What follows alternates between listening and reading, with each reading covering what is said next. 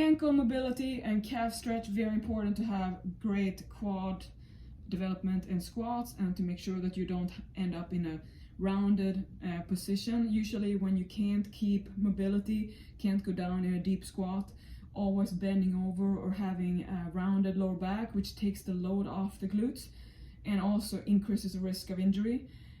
Ankle mobility is very important because if you have tight calves and ankles, you're going to have to compensate and take out the range of motion in your back, in your upper back. So that's why we start in the bottom.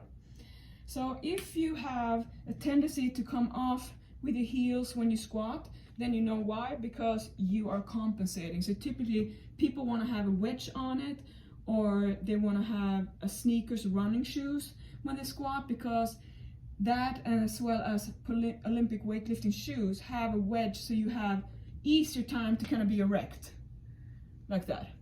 But that is also how you become more taking out the posterior chain, so you're not training as hard where you want to build muscle. So it's not the way to do it. It's the same kind of band-aid as putting sleeves on for no reason. You think it's helping your legs. It's not. You're not supposed to wrap a joint for no reason, investigating first, why am I doing this? Do I know why? Because simply adding something on top will weaken the joint if you don't know how to work it. So this is my favorite. I have two foam wedges on top of each other, and then I stand close to the wall and I hold on to the wall. And the good thing with the wedge foam here is I'm using PNF method, which is the contract release to activate method, which helps the muscle spindles and the Golgi stretch tendon,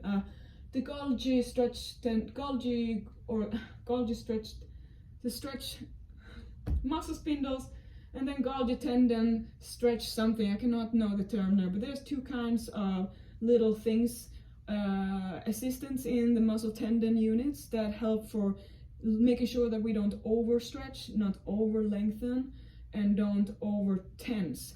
So when we have a rapid move like that, it can become a panic effect because the body is trying to protect you.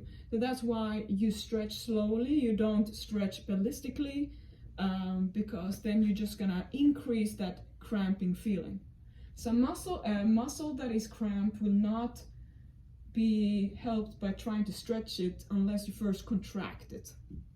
So what I'm doing here is I'm contracting my ankle, and then with a straight knee, then it's going to be all calf, and when I bend my knee, it's going to be ankle. So then I stand like this, hold on to the wall, and have my knee follow my foot.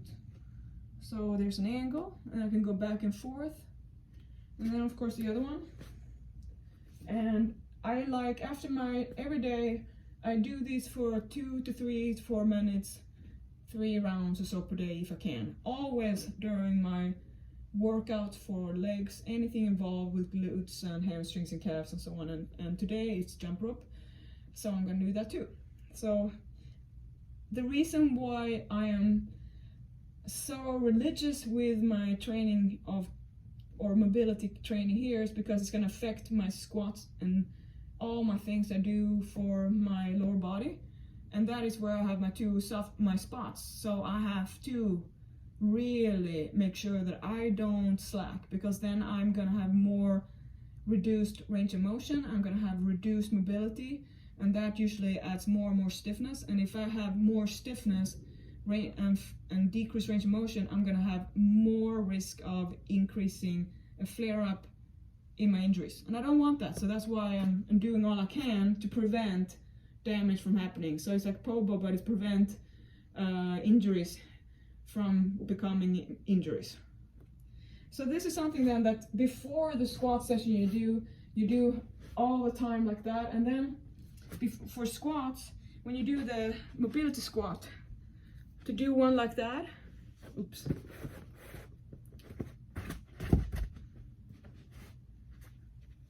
to sit like this and pull on the toes while you're also putting the calf into the ground and heel into the ground. So I feel it here, and I'm also doing it on the calf.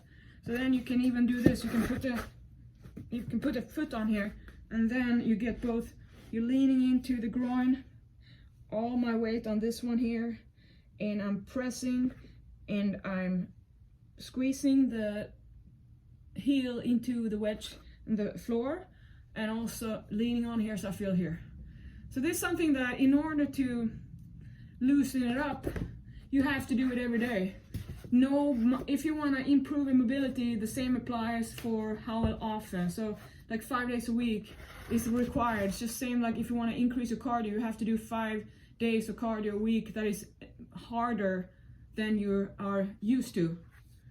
And then we have the massage sticks. They come in a variety of styles, but I like to do it this way.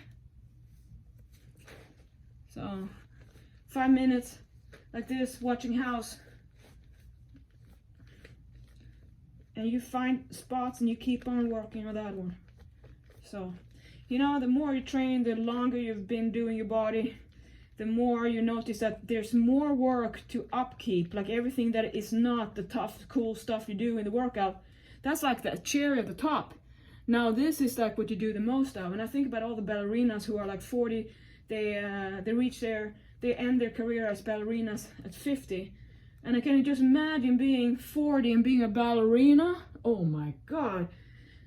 That is like the routine. So it's really good to kind of know that it's the marketing world that has made you believe that it should be just common sense to have 20 minutes of fitness routine life, and you're gonna have what is a full-time professional athletic lifestyle of a fitness gym rat who has nothing else in life to do and loves this, and that's what you're gonna get in 20 minutes.